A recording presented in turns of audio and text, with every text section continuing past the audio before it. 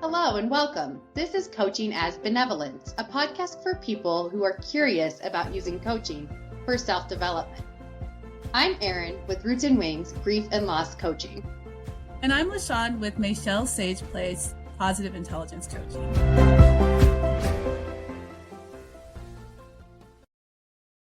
So today we're talking about good enough and getting better.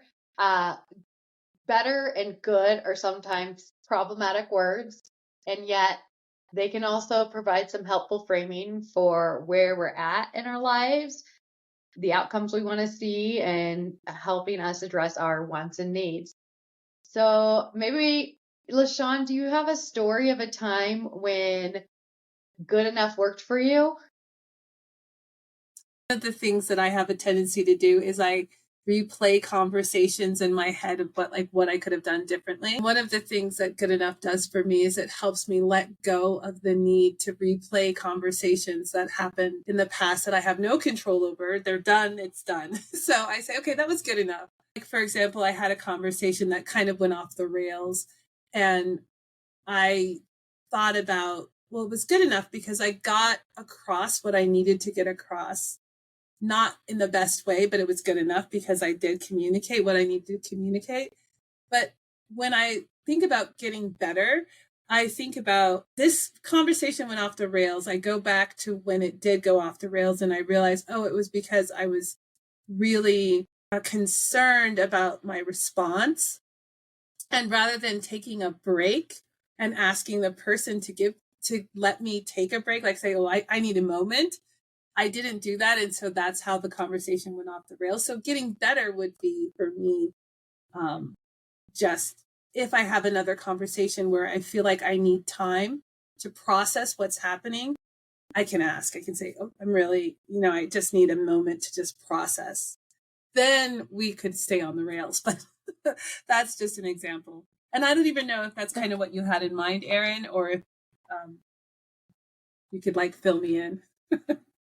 I don't know if I had much in mind, just was curious about the question, but I agree as you were talking, a lot of the good enough to me happens in difficult conversations because there's so much pressure I put on myself with that. And sometimes we'll replay what I said, what I didn't say, because I do want to have intentionality behind it. And I do want it to be a way of effectively communicating the situation, my wants, my needs, and the other needs of the whole outcomes for the group in relationship to the conversation.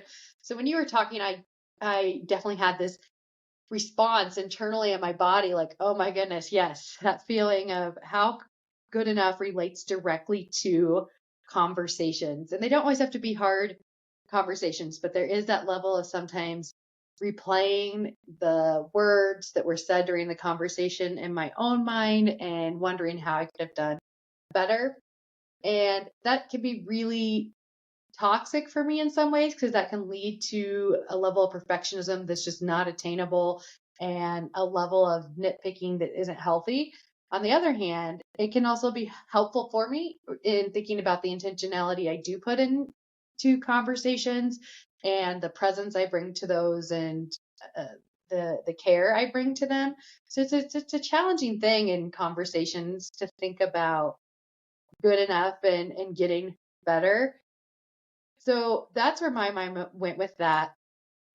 Dealing with good enough in conversations is something I think it's worth exploring because it comes up for not only myself and my own relationships, but also with a lot of people that I coach or interact with in a intimate relationship. Conversations are challenging for us to consider good enough because we have a few goals in mind when we talk about conversations. Number one, we want to be able to provide care to the individual and we want to care for ourselves. And there's a level of vulnerability in that interaction that makes it really challenging to feel like what is said, what is carried, what is felt is in fact good enough. So when you were talking about conversations, and the example of your conversation, the challenging conversation you had with the individual, and how that related to your concept and internalization of good enough. I had a very similar response as you were talking. I could feel internally those certain feelings that I was having about difficult conversations I've had in the past, and how that has related to this concept of being good enough. You're good enough because you are who you are, right? And yet, in my own life and in the people I interact with in my job and in my family and my friends, that message doesn't get internalized very well. So I'm curious what happens on a societal level that keeps us from really feeling and understanding our own self-worth and value in this idea around good enough.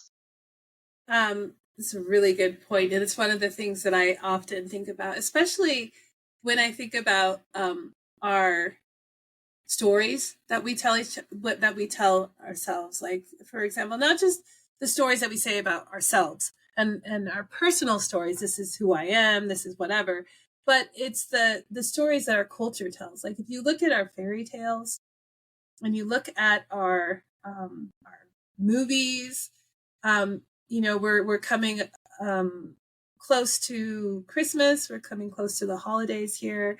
And one of the things that I think about a lot is Rudolph the Red-Nosed Reindeer, and also other songs and stories about how the misfit, or the character that has some kind of strange characteristic that the mainstream doesn't understand. And so they reject them, and they have to go through this journey of being rejected. And one of the things that I think, one of the premises of these stories, is that this person, this character, does not have value yet. And then somehow this characteristic that they have, like, for example, Rudolph the Red-Nosed Reindeer has a red nose, and that's really weird, and it glows. But when there's a snowstorm that threatens Christmas and his glowing red nose saves the day, all of a sudden Rudolph has value, and they sing songs about him, and it's great. And I think that's an underlying message out there in our stories, that in order to have value, you can't just be you. Rudolph couldn't just be, this reindeer with a strange red glowing nose. He gets ostracized and made fun of because of his difference, until it becomes useful to the group. And if you think about the stories that we hear, the fairy tales of people who don't fit in, they don't really have value unless they have something to contribute. There's very rarely a story where the characters are valued by just being. It's very rarely an experience where a person is just accepted for who they are, or just, appreciated for being.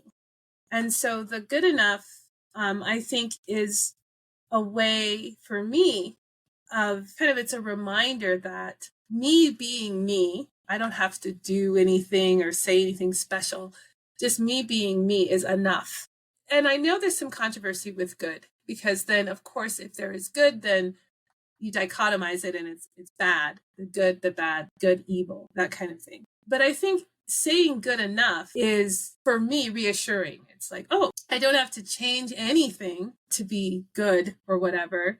It's a very tricky thing there. I think that word, like you said in the beginning, it's controversial. It's sticky, because if we say good, then it evokes feelings of the opposite. And it also kind of calls into the question of, so what if you just say you're enough? Isn't that sufficient to say enough? But I think that if you grow up in a society and you have this hidden message that you have to earn, or you have to prove that you're worthy, good enough is needed, because there is that hidden message that is kind of interwoven in our interactions in society, our stories. I think we need good enough because Good enough counteracts the hidden story or the hidden belief, I guess, that we have to prove our worth or that we have to contribute something in order to be worth something. So I think that good enough is a way of counteracting that hidden premise that we kind of grew up with if you're American. I think, at least in my experience, let me just speak for myself. When I say good enough and getting better, it reassures me. I don't have to prove myself. I don't have to prove my worth. My worth is inherent.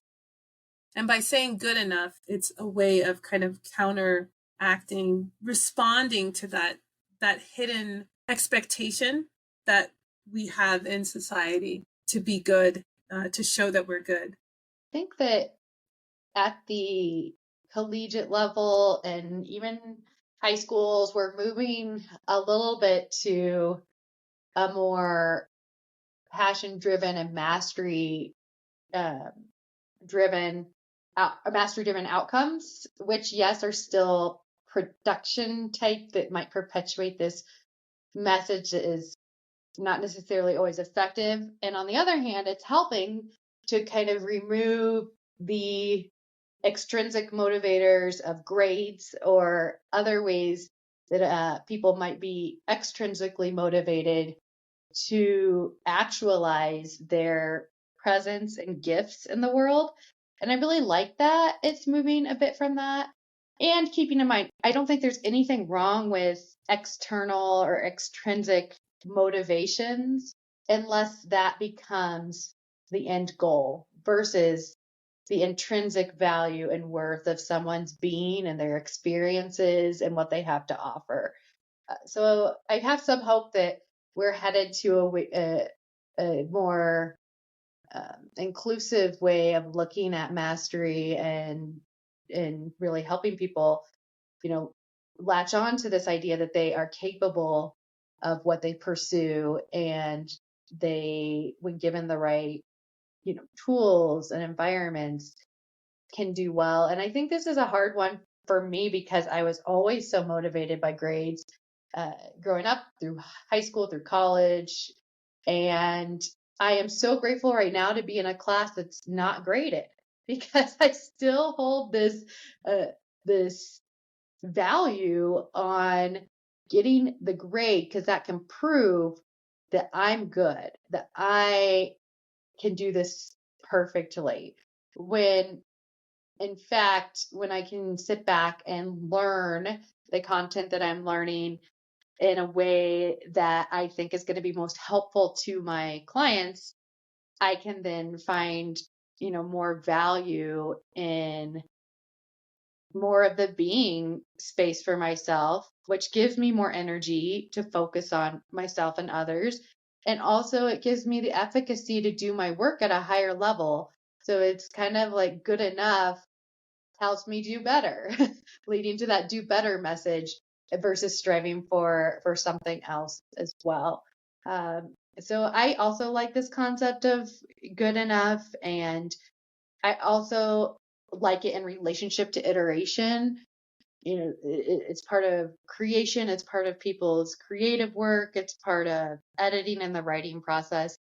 You try something and then possibly collaboratively, not even just by yourself, you work in a space together to move toward a better understanding of something or a better product, leading to this idea of good enough but not perfect. And in that, I think people hold a level of self love and self compassion when they can embody that type of thinking. The other piece to that then leads into the coaching aspect because everybody I talk to, when they ask me about my job or when they tell me about my job, they always think that it's always about getting better. And that's not necessarily the case. We have to unpack that and what that means for each individual. So looking at moving from, good enough to getting better, in coaching, L'Shawn, how do your clients internalize getting better? Well, one of the things that I often talk to my clients about when we start a coaching relationship is, what is something in your life that you would like to improve? Something like that. And then when I ask them that, I usually start by asking them to visualize what it would be like for that part of their life to be 10% better. Because I think that if we do it in percentage, or if we start off in small increments, that can seem less overwhelming or more attainable. And also, if we can measure it, then we can see progress. Because if we say, I would like to have a better relationship with my child, for example, let's just say, I'd like to have a better relationship with my child. If we aren't able to define it, if we aren't able to visualize what that would look like. So, for example, if I want to have a better relationship with my child, I would have to look at what would prompt that need. So, for example, let's say we don't talk very well, like we don't communicate. Like, for example, my child says they express their needs, and I have a tendency to fix it. And then my child shuts down.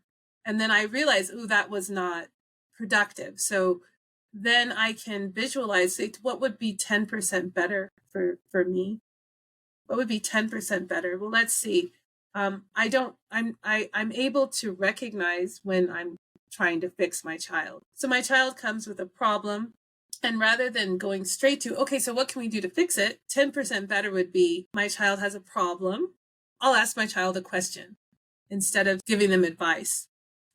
So what that would look like for my client, I believe, would be for them to be able to recognize when something is different in their interaction with their child, and whether or not that different interaction evokes positive, pleasant feelings in them. That's what I do when I discuss better with my clients, is I want them to recognize one aspect, because if you look at everything, it can get really overwhelming.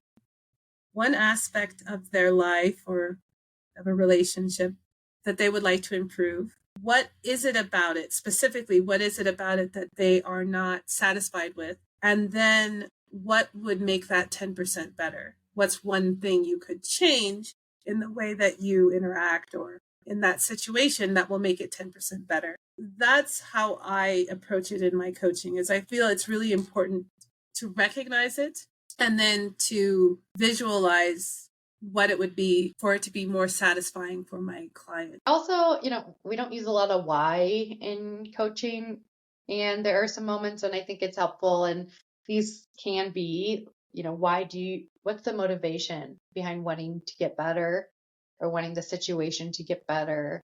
And really trying to tap into one's understanding of their own motivations and where they're at and wanting to make any specific changes in their own lives to reach the outcome that they're looking for. And I'm all about bringing that down to as much of a microscopic level as possible. One thing that I have found, even in my own personal work outside of coaching, is really moving those micro level changes to as much micro level as possible. So let's say I'm going to increase my running goal each month, and instead of running 3 miles in a week, I want to run 4 miles in a week. That's probably a big shift, right? It sounds small, and the actual time commitment isn't that much, but the shift in your way of being and your thinking and your emotions and your behaviors, there's so much to adjust there. So how can one bring that down to, I will run 3.1 miles, right? That goes back to kind of your 10% piece, adding in another 0.10. Although I don't think that's exactly the 10% math there, but we get the picture. It's good enough. So yeah. So yeah, that's how I think about it. And then what about when you don't want to get better, but you want change in your life? What does that look like? That's really interesting, because I guess we need to define what better means. Because, like, if you want change, so for me, that's a very interesting question, Eryn, and I would like you to speak more about that, but for me, it's difficult for me to think of wanting change without it being motivated by wanting improvement. So please speak more to what you mean by that, because I'm really curious to know where that question is coming from. Yeah, I think wanting change may not always mean wanting improvement or wanting something to get better, but I could be flawed here in my thinking and understanding of it, because sometimes when we need to see change or we want change, some of our steps are not necessarily forward.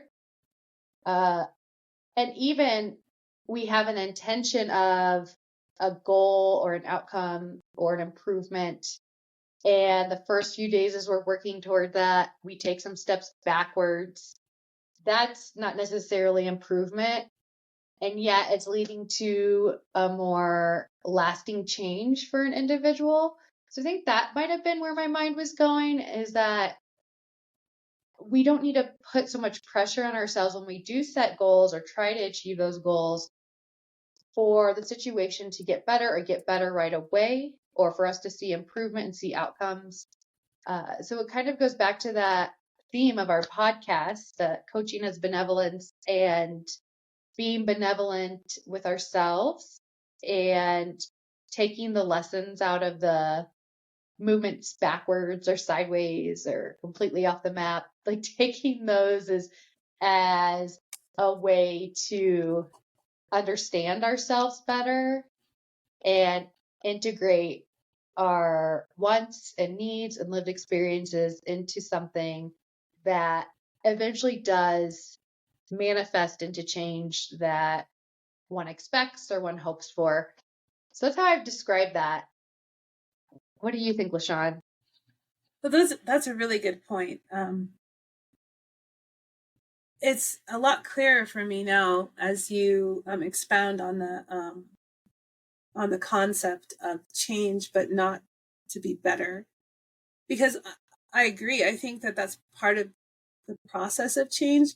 Like, you might start moving pieces in your life, and it may not be an immediate positive or satisfying result, yet it is part of the process.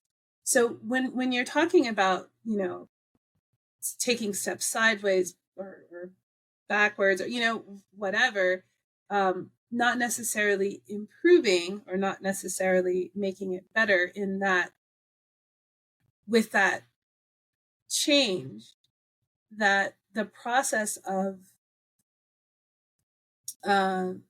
making changes or making a lasting change, which then, as I understand it, would be something that would be the end result, would be an improvement. However, between A and Z, there's definitely there's going to be some messes there. I love how you framed it A to Z, because I think there is always a lot in between what happens when you set a goal and meet a goal.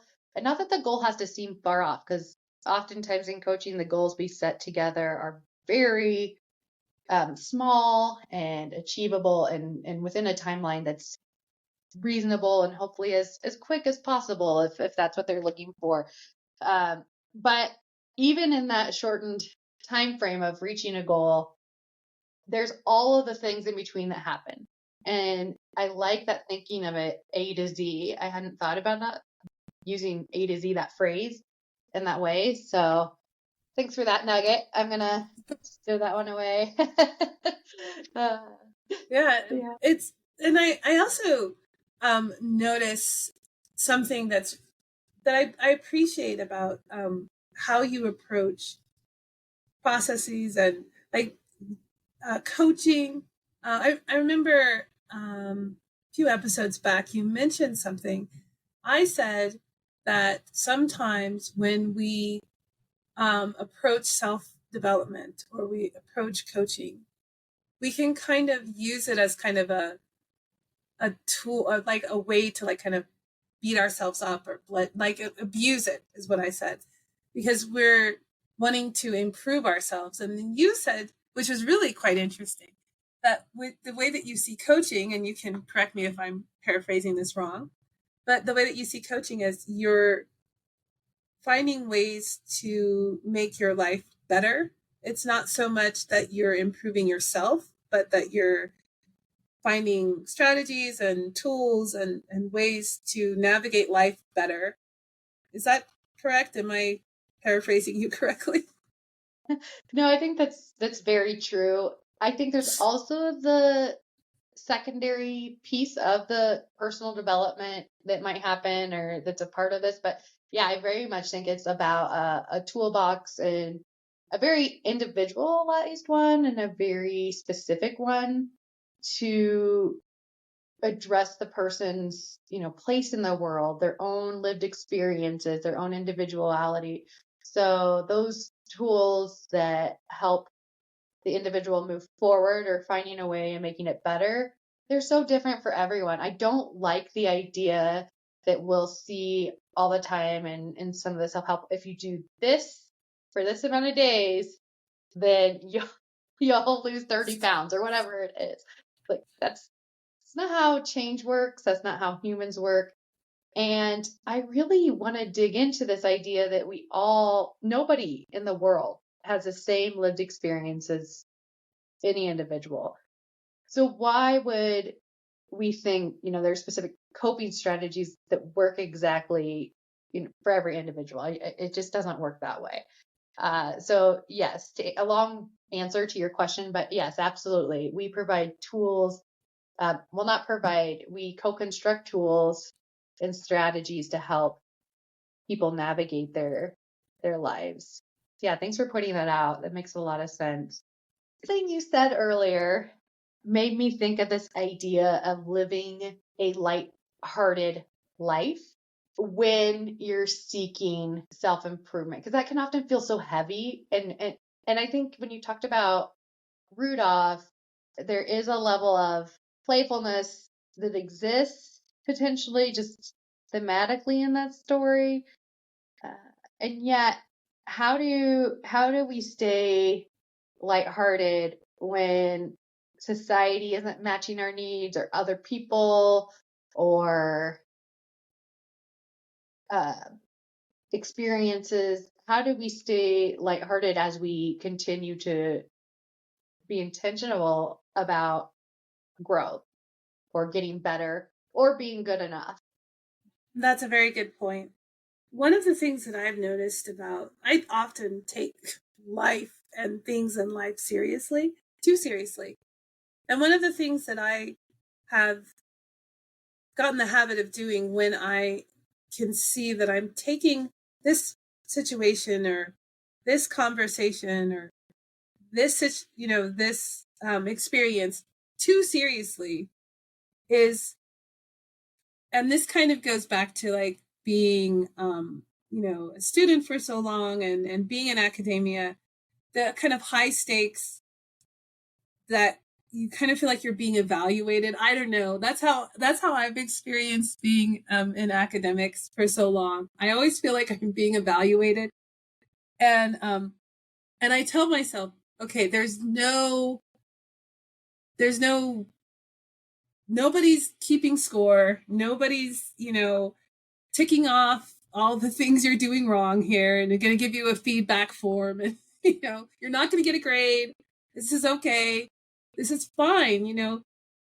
Life is about experiencing it, and it's about the mistakes and the fumbles and the not getting it right the first time or not at all ever. It's all about the experience. And I think one way that we can take these things lightly is we can approach it from a standpoint of, hey, you know what? The world isn't going to end if this happens, or this I'm okay. This is okay. We're okay, kind of thing, like where you're just really gentle with yourself, which comes back to coaching as benevolence, being kind to yourself, being gentle with yourself in a situation, soothing yourself, saying, it's okay, you know, I'm okay. It's not the end of the world. I'm going to make it. I'm still here. Excuse me, I'm still here. So it's the idea that, you know, I'm still here. I'm going to make it. No worries. This isn't a test. This isn't a test. You know, that kind of thing. Those are the things that I tell myself when I feel like I'm taking things too seriously. And that's the way that I take things lightly. How about you, Eryn? How do you take things lightly? So I tend to have a fairly positive outlook on life, like with the Clifton Strengths Assessment, positivity is in my top 5. And yet I really struggle with taking things lightly. So that's a real, like the difference between positivity and taking things lightly. That I could use a lesson in taking things lightly. Although I will say, that is something that has improved with age, whether that's experience or intentionality or a mix of things or therapy or all the things. But I think part of it is being able to process my thoughts aloud, being able to integrate running into my life allows me to feel more grounded in my experiences and allows me to be more helpful to others and helpful to myself in those as well. I always like humor. Last night, Matt, he's my husband, he and I watched a little bit of a stand-up comic on Netflix. And we always joke because my 4-year-old is such a comedian. She was born to be a comedian. But there's this comedian that looks a lot like her. And we're like, that's what she's going to look like when she's adult, maybe. And we always enjoy having fun with watching those types of programming. And I think that helps me take things more lightly because I actually laugh. And laughter is, you know, a very good tool sometimes. I will say there have been moments in my lives where in my life where I've been completely stuck and depressed and unable to help myself move forward. And so another piece is recognizing and holding those spaces and those people very gently when they're in those places in society, and allowing them to have the smallest of small wins, whether that's a shower or, you know, something else. So it's on such a spectrum with where I'm at in my life, what's going on in my life, and I think it could be a good tool to use consistently as a proactive strategy in my own life. Looking at what are some tangible things I do to take things lightly every few days or once a week. And yeah, I think for me to go back to the humor piece, so that's definitely a strategy for me. The running I mentioned, and then connecting with other people. I think those are keys for me in how I take things lightly. So yeah, it kind of leads into a little bit of a coaching nugget there. I guess Yeah. we can move into that space if that sounds okay. Do you have anything else you want to add before we do that?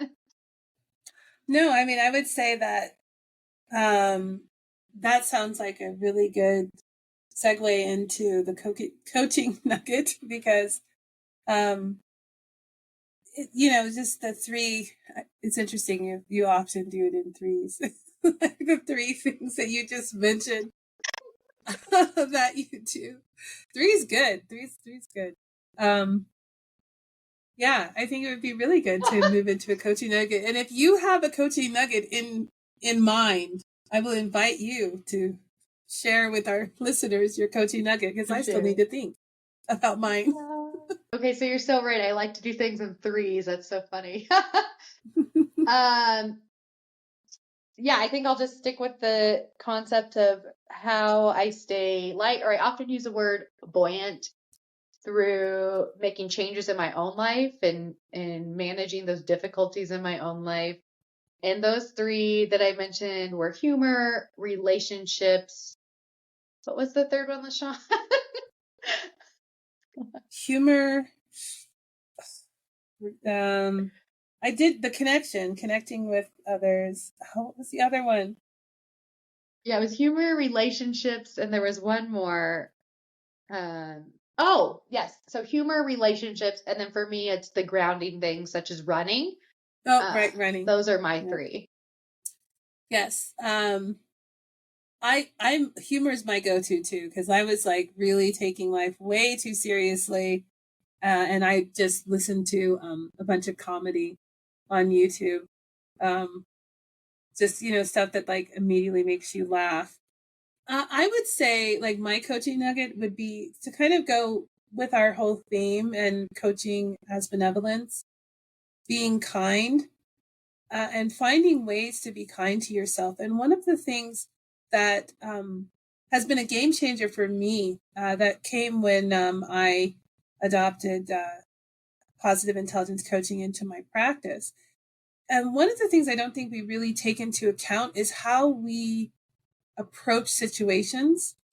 That can be actually, we can be both cruel and kind to ourselves when we approach situations in such a way that everything is terrible. This is the worst thing ever. We really just rev it up. And I think one way to take things lightly is just to see any situation. And I will also preface this with understanding that there are situations in which, it's not so easy to take things lightly. But if we could just have an overall belief that, hey, things are not so serious, that life itself is not so serious.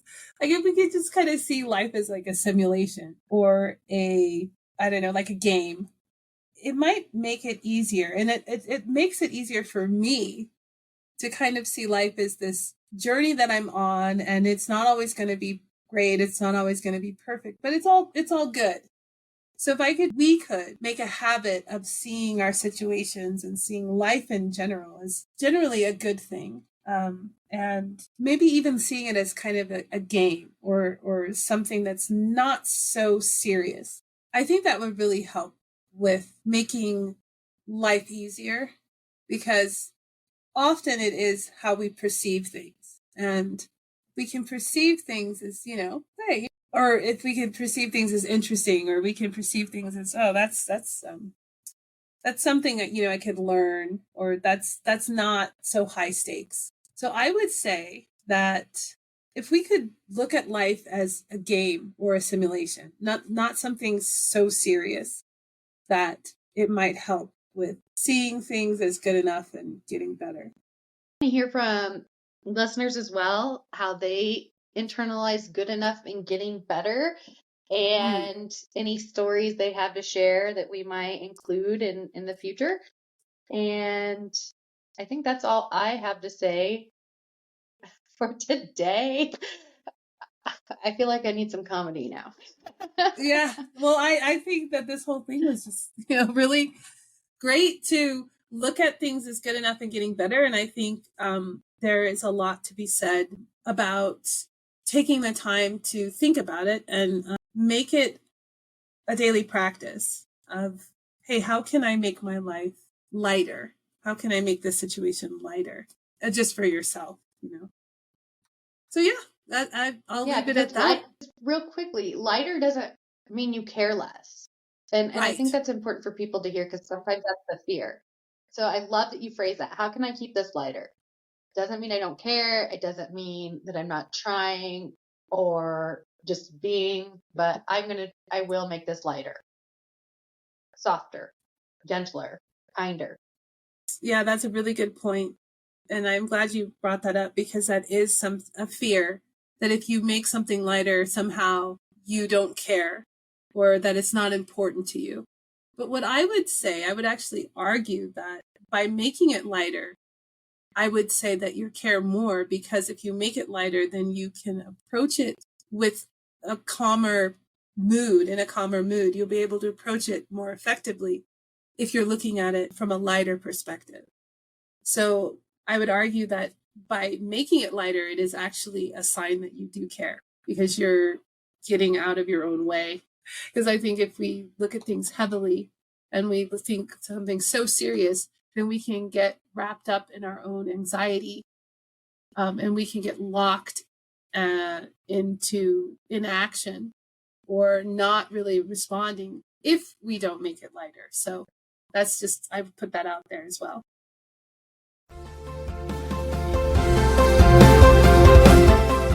Thanks for joining us for Coaching as Benevolence. I'm L'Shawn with Michelle's Sage Place, Positive Intelligence Coaching. And I'm Eryn with Roots and Wings, Grief and Loss Coaching. Have a benevolent day.